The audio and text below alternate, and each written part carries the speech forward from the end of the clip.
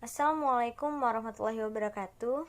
Hai teman-teman, di sini saya Octavia Mirendra akan menyampaikan pembahasan tentang materi Bahasa Indonesia kelas 10 tentang teks eksposisi. Apa sih itu teks eksposisi? Jadi, teks eksposisi adalah teks yang menjelaskan suatu opini seseorang yang diperkuat dengan tesis, pendapat, argumentasi, dan penegasan ulang pendapat. Terus, teman-teman, teks eksposisi ini sama dengan teks lainnya, juga mempunyai struktur serta kaidah kebahasaan. Yuk kita simak struktur dan kaidah kebahasaan dari teks eksposisi. Struktur dari teks eksposisi yang pertama, pernyataan pendapat atau tesis. Jadi, tesis ini adalah pendapat penulis tentang apa yang dibahas. Jadi, di dalam tesis biasanya penulis akan memaparkan opini-opini penulis tentang suatu permasalahan atau yang dibahas dalam teks eksposisi. Yang kedua, argumentasi. Argumentasi itu adalah faktor hal yang terpenting dalam teks eksposisi. Kenapa sih? Karena di situ tercantum alasan penulis yang berisikan fakta-fakta dan data yang didapatkan. Jadi, pernyataan pendapat itu harus diperkuat oleh argumentasi. Argumentasi ini tidak boleh berisi tentang opini, melainkan tentang fakta-fakta dan data kasus. Jadi di sini teks eksposisi ketika argumen yang dibuat penulis itu fakta-faktanya sangat valid, maka teks eksposisinya juga dapat dipercayai oleh pembaca. Selanjutnya yaitu penegasan ulang pendapat atau reiterasi. Jadi di sini penulis akan meringkas dari isi teks dan penguat tesis.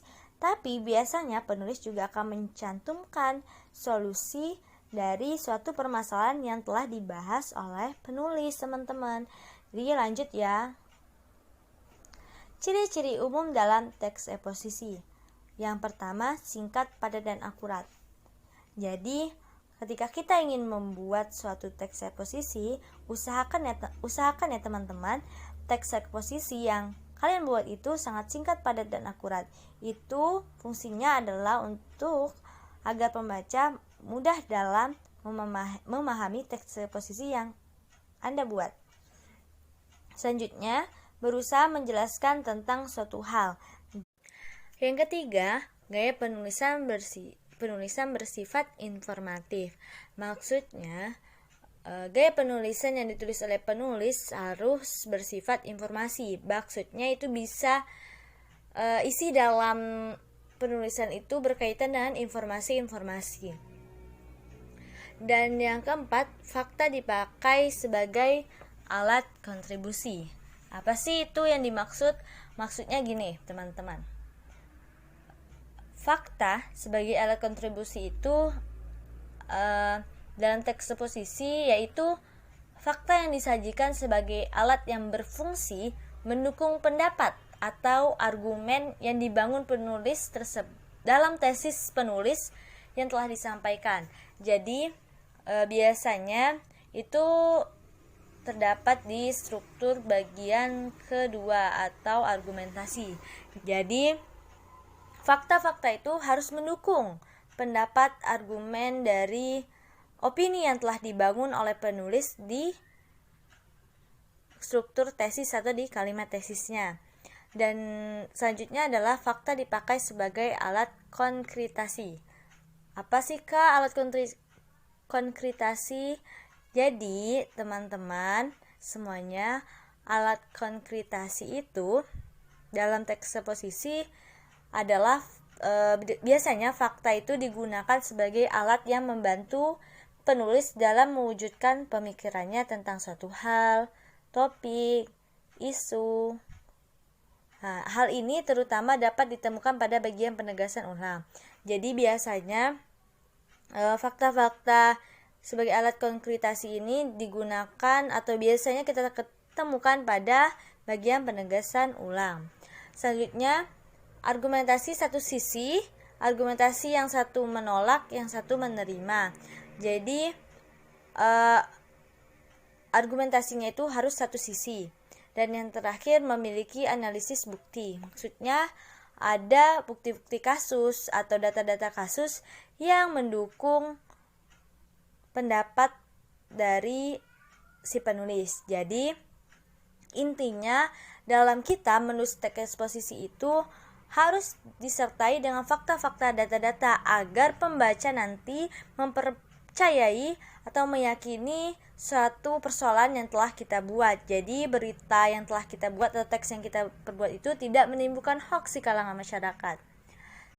Oke teman-teman, sama dengan teks-teks lainnya, teks eksposisi juga mempunyai ciri kebahasaan. Apa sih? Yang pertama, menggunakan promina. Promina itu kata ganti, aku, saya, dan lain-lain.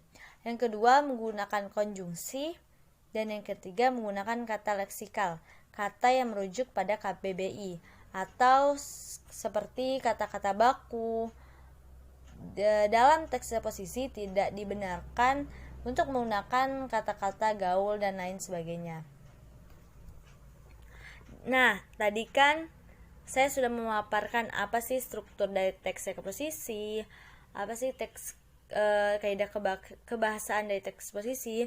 Di sini saya akan memberikan contoh kepada teman-teman tentang apa saja sih, gimana sih isi dari tesis, argumentasi, serta penegasan ulang. Di sini contoh dari teks eksposisi ini judulnya Kemacetan dan Masa Depan Kota. Jadi tesis yang digunakan dalam penulis ini adalah transportasi didefinisikan oleh para ahli sebagai kebutuhan turunan dari berbagai kegiatan ekonomi maupun sosial. Lihat misalnya Morlock 1985. Tipe kegiatan sosial ekonomi yang berbeda akan memiliki dampak kegiatan transportasi yang berbeda pula. Jadi di sini penulis itu memaparkan opininya tentang judul Kemacetan dan Masa Depan Kota.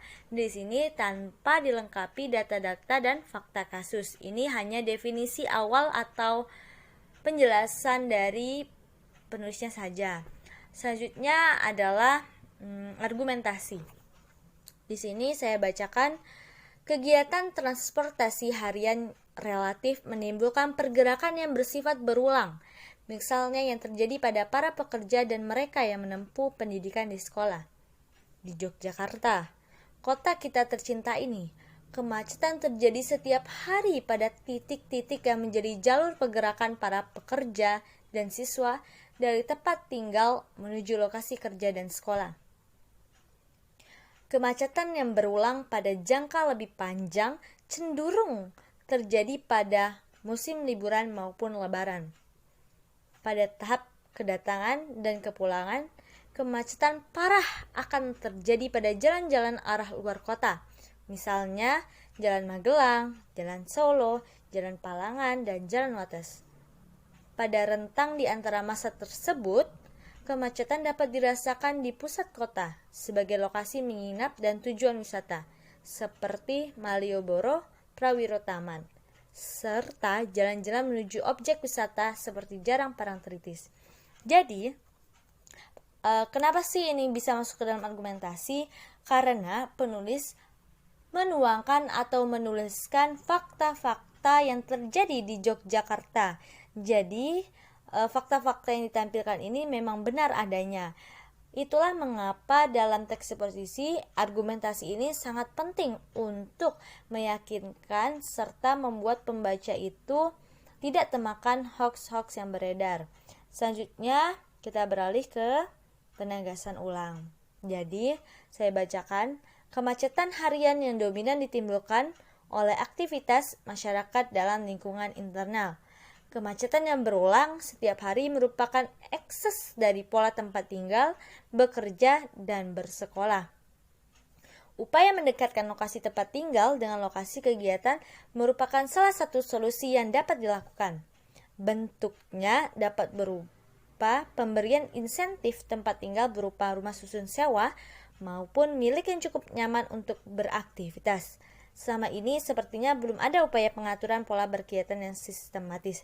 Jadi, Biasanya teman-teman, penegasan ulang ini disertai dengan solusi dari si penulisnya. Jadi, ketika penulis menegaskan kembali atau meringkas isi dari teks posisi yang telah dibuatnya, dia juga memunculkan solusi untuk mengatasi permasalahan teks posisi yang dibuatnya.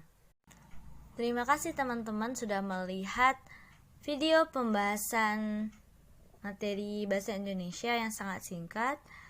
Semoga paham ya teman-teman. Sekian, wassalamualaikum warahmatullahi wabarakatuh. Sampai jumpa.